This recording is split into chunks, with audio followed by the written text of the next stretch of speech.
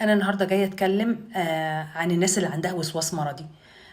يا جماعة أنا بنصحكم الناس اللي عندها وسواس مرضي، لأن أنا كان عندي الوسواس ده في وقت من الأوقات، والحمد لله خلصت منه. أنا جاية أنصح كل الناس ديت اللي عنده وسواس مرضي ده.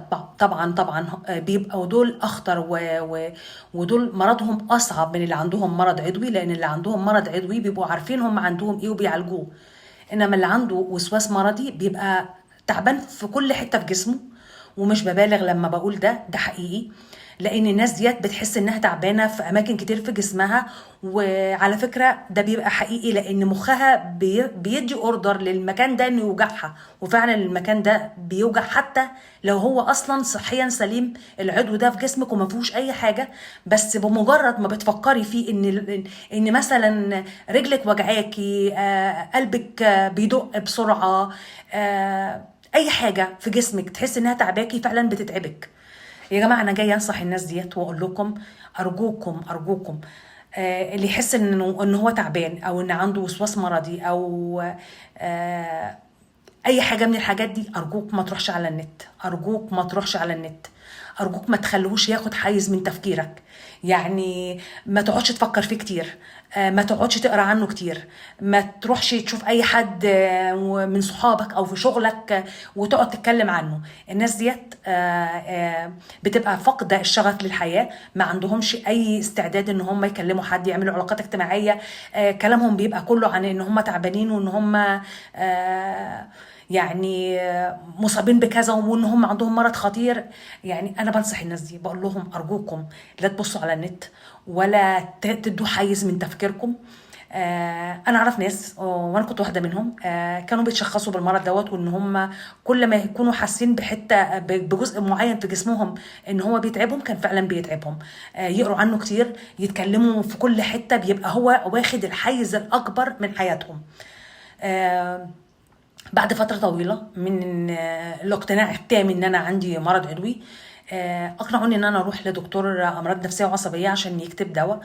فانا طبعا ما كنتش مقتنعة، لان انا الاقتناع الاكبر ان انا عندي مرض عضوي وان انا مش هخف غير لو اتعالجت.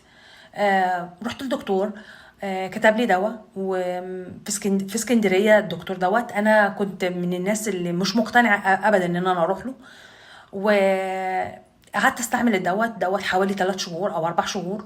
هو المفروض كان كاتبه لي 6 شهور، ولقيت تفكيري اتغير، ولقيت ان انا اتظبطت، المود اتظبط، وبقيت مبسوطه وما بقيتش بفكر ابدا ان انا عيانه تاني.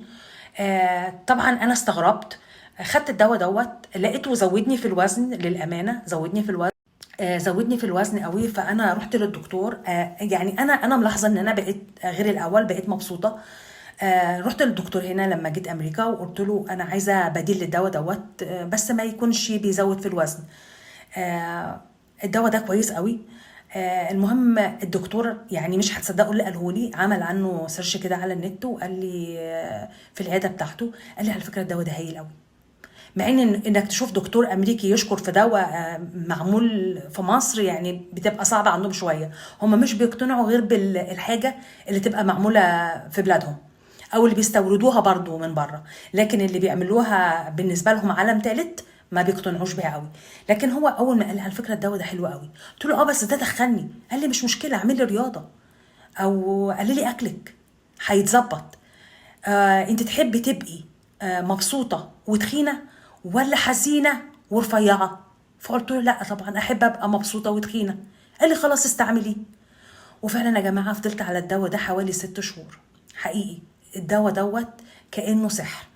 انا ما اقدرش اقوله لحد على الكومنتات، لانه في الكومنتات لان ممكن ينفع لي ما ينفعلكش، ممكن انت ينفع لك حاجه تانية. بس هو نصيحتي ليك ارجوك ما تسيبش نفسك للاوهام، ما تسيبش نفسك ان الموضوع ده او الوسواس المرضي ياخد اكبر من حجمه في حياتك. انت هتعيش مره واحده. ارجوك روح للدكتور، ما تتاخرش، ما تقعدش سنين زيي، ما تقعدش تضيع حياتك في ولا حاجه.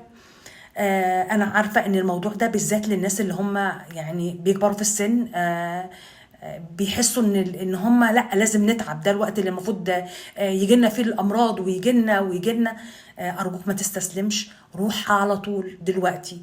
روح لدكتور يكتب لك دواء، لان الدواء دوت بيشتغل على كيمياء المخ. وبيفرز هرمون السعادة. مش بس مضادات اكتئاب بس، المهم تختاروا الدكتور صح. أرجوك ما تتأخرش في ده، ما تخليش حياتك تضيع في ولا حاجة.